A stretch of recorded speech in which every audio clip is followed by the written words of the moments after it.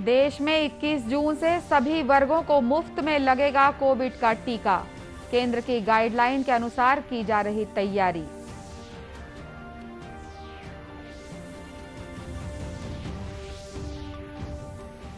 मुख्यमंत्री ने आज नारायणपुर और कांकेर जिले को 222 करोड़ रुपए से अधिक के विकास कार्यों की सौगात दी।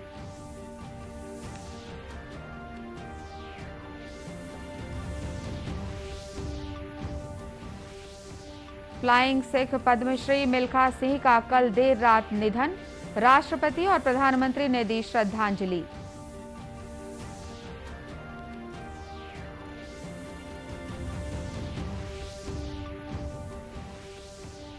और कोरोना काल में योग की ओर बढ़ा लोगों का रुझान। 21 जून को मनाया जाएगा विश्व योग दिवस।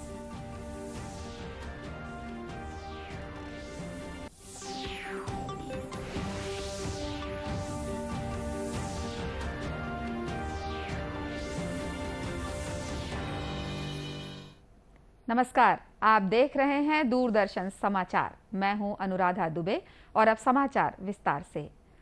देश में अब तक 27 करोड़ 23 लाख से अधिक कोविड टीके लगाए जा चुके हैं। स्वास्थ्य और परिवार कल्याण मंत्रालय के आंकड़ों के मुताबिक बीते 24 घंटों में 33 लाख से अधिक टीके लगाए गए। गौरतलब है कि कोविड टीकाकरण अभियान का तीसरा चरण चल रहा है। इस महामारी से लड़ाई में टीकाकरण काफी महत्वपूर्ण है। केंद्र सरकार राज्यों और केंद्र शासित प्रदेश के सहयोग से देश में टीकाकरण अभियान में निरंतर तेजी लाने का प्रयास कर रही है। प्रदेश सरकार भी टीकाकरण के प्रति गंभीर है। टीकाकरण के लिए केंद्र से प्राप्त गाइडलाइन के अनुसार सभी टीकों का प्राथमिकता क्रम निर्धारित किया गया है। इसके तहत health care worker, frontline worker, 45 वर्ष से अधिक आयु के नागरिक और ऐसे नागरिक जिनको दूसरा डोज दिया जाना है, उनका प्राथमिकता से टीकाकरण किया जाएगा। केंद्र सरकार 21 जून से सभी वर्गों के लिए कोविड-19 का टीका मुफ्त देने जा रही है। वहीं 18 वर्ष से अधिक आयु के नागरिकों के टीकाकरण के लिए केंद्र सरकार ने प्राथमिकता क्रम निर्धारित करने की छूट राज्य सरकारों को दी है। प्रदेश में 18 से 44 आयु वर्ग में विभिन्न श्रेणियों के लिए टीकाकरण का निर्धारित प्रतिशत यथावत लागू रहेगा। केंद्र द्वारा निःशुल्क टीकाकरण के निर्णय के बाद अब 21 जून से केंद्र और राज्य के चैनल के बीच अंतर भी समाप्त हो जाएगा। 21 जून से सभी आयु वर्ग के लोगों का टीकाकरण कोविन पोर्टल से ही किया जाएगा। कोविन पोर्टल में अंत्योदय, बीपीएल और एपीएल की एंट्री करने की व्यवस्था है। राज्य सरकार ने सभी कलेक्टर्स को निर्देशित किया है कि उन नागरिकों के लिए जिनके पास इंटरनेट और मोबाइल की सुविधा नहीं है, उनके टीकाकरण स्थल पर ही पंजीयन या फिर चॉइस सेंटर आदि के जरिए पंजीयन कराने की सहूलियत प्रदान करें।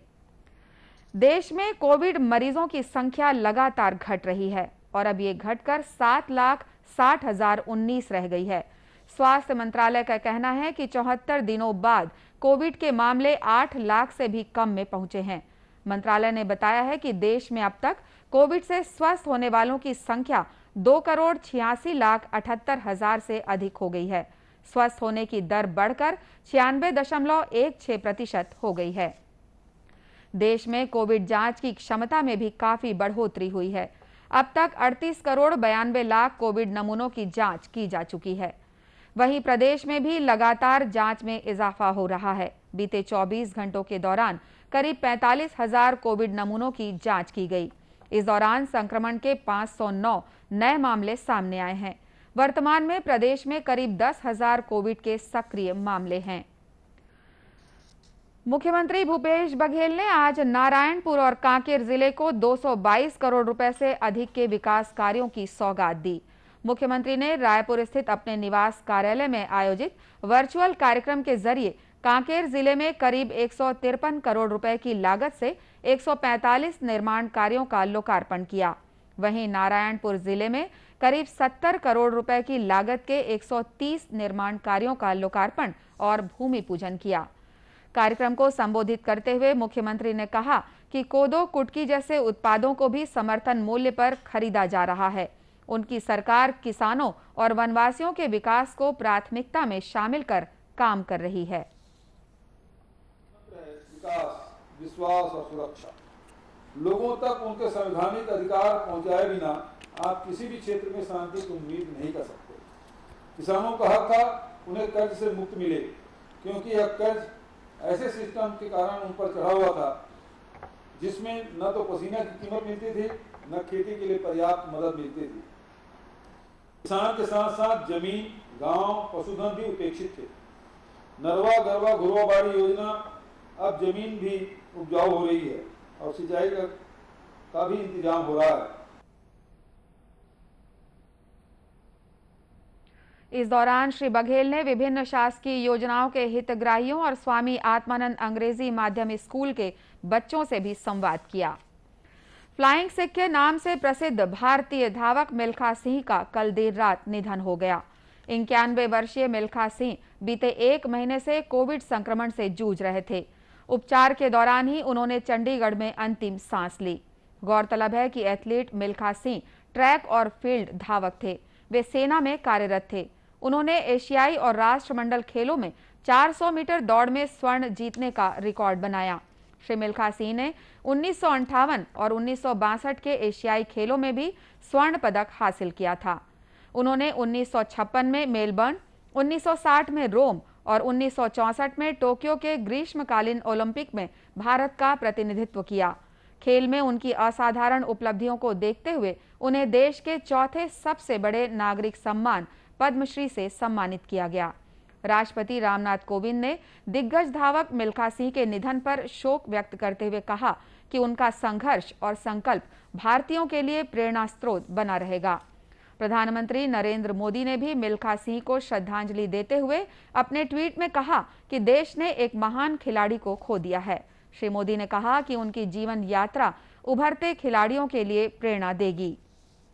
मुख्यमंत्री भूपेश बघेल ने भी महान धावक फ्लाइंग सिख मिल्खा सिंह के निधन को खेल जगत के लिए अपूरणीय क्षति बताया।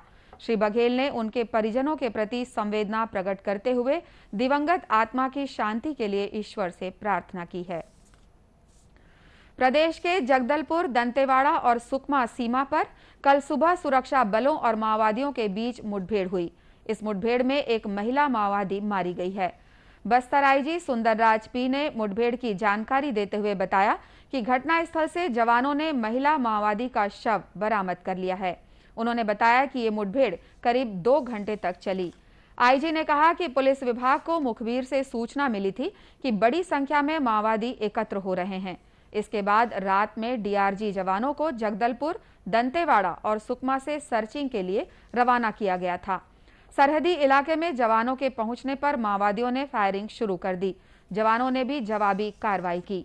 आईजी ने बताया कि मुठभेड़ के बाद घटनास्थल की सर्चिंग में महिला माओवादी के शव के अलावा AK-47 राइफल, 2 पिस्टल, 12 बोर बंदूक, एक भरमार बंदूक और काफी तादाद में दैनिक उपयोग की सामग्री बरामद की गई। जिला बस्तर एवं सुकमा के सीमावर्ती चांदामेट एवं तुलसी डोंगरी पहाड़ी इलाके में सीपी माओवादी संगठन के दरबा डिवीजन कैडर्स का उपस्थिति के सूचना के पर Bastar DRG team, Dantewada DRG team, जिला पुलिस बल सुकमा, CRPF 80 वाणी M227 बटालियन का संयुक्त अभियान संचालित किए गए थे। अभियान के दौरान कल सुबह करीबन 8:30 बजे चांदामेट एवं प्यारबाट जंगल के बीच में माओवादी एवं बस्तर डीआरजी टीम के साथ एक मुठभेड़ हुई। मुठभेड़ करीबन 1 घंटे चला है।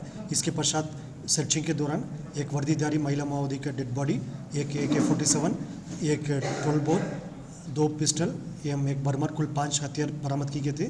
काफ़ी बड़ी मात्रा में नक्सल के लिटरेचर, डॉक्यूमेंट इत्यादि सामग्री भी और दैनिक उपयोग सामग्री भी बरामद की गए थे। आईजी ने बताया कि मृत महिला माओवादी की अभी शिनाख्त नहीं हुई है।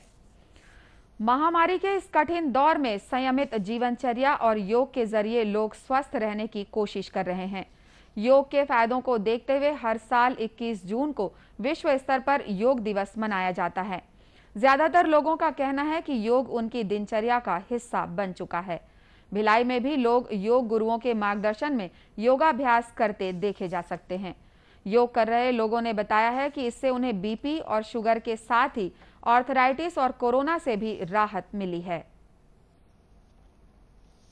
मैं 5 साल से योग कर रही हूँ और मुझे काफ़ी परेशानियाँ, पैरों में दर्द, बॉडी पेन, सूजन, बीपी सबकी शिकायत रहती थी। पर जब से मैंने योग शुरू किया तब से मुझे हर चीज़, मैंने दवा नहीं खाया कभी और ना खाती हूँ, और मुझे बहुत लाभ मिला इससे। हाँ, मेरे को अब 3-4 साल हो गया यहाँ योग करते। बीच में मेरे को ब्रेन का प्रॉब्लम आया था, तो डॉक्टर से मैं दवाई ली थी, लेकिन उन लोग ही बोले थे कि ये योग से ही ठीक होगा, और योग करने बोले थे। तो उससे मैं प्राणायाम सब कर रही हूँ, और तब से मेरा तबीयत बिल्कुल ठीक है। बीच में कोरोना का भी लहर चला था, तो थोड़ा बहुत सिम्टम्स आना शुरू हो रहा था, लेकिन योगा करते करते वो भी सब ठीक हो गया। मैं कम से कम 5-7 साल से आ रहा हूँ, और मेरे पहले मोटापा मेरा बहुत था, कम से कम 90 किलो वज़न था। वो करते करते करते मैंने 80 किलो वज़न कर दिया है। अभी 10 किलो मेरा वज़न कम हुआ है, और बाकी और भी बीमारियाँ थी सब खत्म हो गई। मेरे को एकदम संतुष्ट हूँ, कोई दिक्कत नहीं है। योग करने से बहुत अच्छा लग रहा है। इंच भी कोरोना का कोई भी हम लोग को वो नहीं कर पाया है। हम लोग 2 घंटे तक इतना योग करते हैं और एकदम स्वस्थ हैं, एकदम ज़्यादा ही स्वस्थ है हम लोग। इस तरह से स्किन प्रॉब्लम थी, किसी के पेट में दर्द, किसी को थायराइड, जो मेन प्रॉब्लम थायराइड लेडीज़ों में बहुत ज़्यादा होती है, उससे हम लोग कोसों दूर हैं। मतलब योग गुरुओं का कहना है कि योग से शारीरिक और मानसिक तौर पर मजबूती मिलती है। जैव विविधता से भरपूर कोरबा जिले में एक बार फिर विलुप्त हो रहे जलीय जीव यूरेशियन आर्ट्स प्रजाति के उदबिलाव मिले हैं। कोरबा वन मंडलाधिकारी प्रियंका पांडे ने बताया कि कोरबा में दूसरी बार इस विलुप्त जीव के प्रमाण मिले हैं। ये जलीय जीव मुख्यतः ठंडे क्षेत्रों में ही पाए जाते हैं। उन्होंने कहा कि हिमालय के अलावा सतपुड़ा के वनांचल क्षेत्र में भी इसके प्रमाण मिले हैं। उन्होंने कहा कि कोरबा के हसदेव नदी में भी इन जीवों के मिलने से इनके संरक्षण के प्रयास शुरू कर दिए गए हैं। यूरेशियन ऑटर जो है वो IUCN के नियर टू थ्रेटेंड स्पीशीज है। विलुप्त अभी हुआ नहीं है, परंतु विलुप्तता की ओर है, विलुप्तता के नज़दीक है। तो बहुत ही इम्पॉर्टेंट स्पीशीज़ है, और कोरबा जैसे क्षेत्र के लिए जहाँ वनों की प्रचुरता है, वहीं जीव जंतुओं के भी अलग अलग वैरायटी देखने को मिल रही हैं। पिछले 1-2 सालों में यहाँ पे ऑटर्स की अवेलेबिलिटी देखी गई है, और विभाग उनके संरक्षण के लिए काम करेगा। वन मंडलाधिकारी ने बताया है कि मछुआरों और ग्रामीणों को इस जीव के बारे में जानकारी देकर उन्हें इसके संरक्षण के लिए प्रोत्साहित किया जा रहा है। साथ ही इनकी संख्या का पता लगाने का काम भी जारी है। बताया जाता है कि जिस जल स्रोत में यूरेशियन आर्ट्स के जीव रहते हैं, वहां का पानी काफी साफ रहता है। प्रदेश के ऊपर बना निम्न दाब का क्षेत्र उत्तर प्रदेश की ओर बढ़ रहा है। इसके साथ ही एक सक्रिय चक्रवातीय घेरा यहां सक्रिय हो रहा है। मौसम विभाग के मुताबिक द्रोणिका की स्थिति भी बनी हुई है। इसके कारण प्रदेश में लगातार बादल छाए हुए हैं और बारिश भी दर्ज की जा रही है। मौसम वैज्ञानिक HP चंद्रा ने बताया कि बीते 24 घंटों के दौरान प्रदेश में सबसे अधिक बारिश कटघोरा और चांपा में 8 सेंटीमीटर दर्ज की गई। वहीं ओरछा और डोंडी लोहारा में 6 सेंटीमीटर, माना और छुरा में 5 सेंटीमीटर, कोंटा और महासमुंद में 4 सेंटीमीटर तथा सारंगढ़, कोरबा, बगीचा, खरसिया, कांसाबेल, पाटन, बीजापुर, तमनार, राजिम, अकलतरा सहित अनेक स्थानों पर 3-3 सेंटीमीटर बारिश दर्ज की गई है। मौसम विभाग के मुताबिक आगामी 24 घंटों के दौरान प्रदेश के अनेक स्थानों पर हल्की से मध्यम वर्षा होने की संभावना है। वहीं कुछ स्थानों पर भारी बारिश और बिजली गिरने की भी चेतावनी दी गई है। कृषि मौसम विज्ञान केंद्र ने भी बारिश की इस स्थिति के मद्देनजर किसानों को खेतों को तैयार करने और बुआई के लिए निर्देश दिए हैं। सरकारी समितियों ने भी खाद बीज की उपलब्धता सुनिश्चित कर दी है। दूरदर्शन केंद्र रायपुर से प्रसारित होने वाले प्रादेशिक समाचार को आप YouTube पर भी देख सकते हैं। हमारे YouTube channel Chhattisgarh DD news पर प्रादेशिक समाचार उपलब्ध रहेगा। YouTube चैनल का लिंक और QR कोड आप स्क्रीन पर देख सकते हैं। अपने एंड्रॉयड फोन से QR कोड स्कैन कर आप छत्तीसगढ़ DD न्यूज़ लिंक पर जा सकते हैं। इसके अलावा छत्तीसगढ़ DD न्यूज़ फेसबुक और ट्विटर पर भी उपलब्ध है। अंत में मुख्य समाचार एक बार फिर। देश में 21 जून से सभी वर्गों को मुफ्त में लगेगा कोविड का टीका। केंद्र की गाइडलाइन के अनुसार की जा रही तैयारी।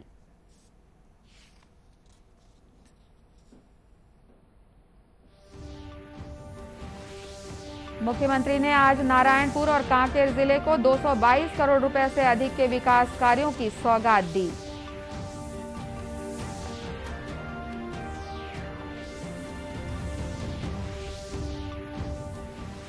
फ्लाइंग सिख पद्मश्री मिल्खा सिंह का कल देर रात निधन, राष्ट्रपति और प्रधानमंत्री ने दी श्रद्धांजलि।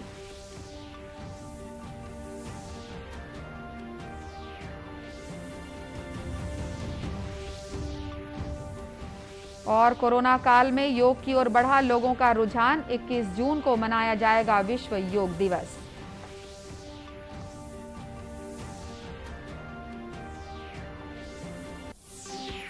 कोरोना से बचाव के लिए मास्क, सैनिटाइजर के साथ ही सोशल डिस्टेंसिंग का भी पालन करें।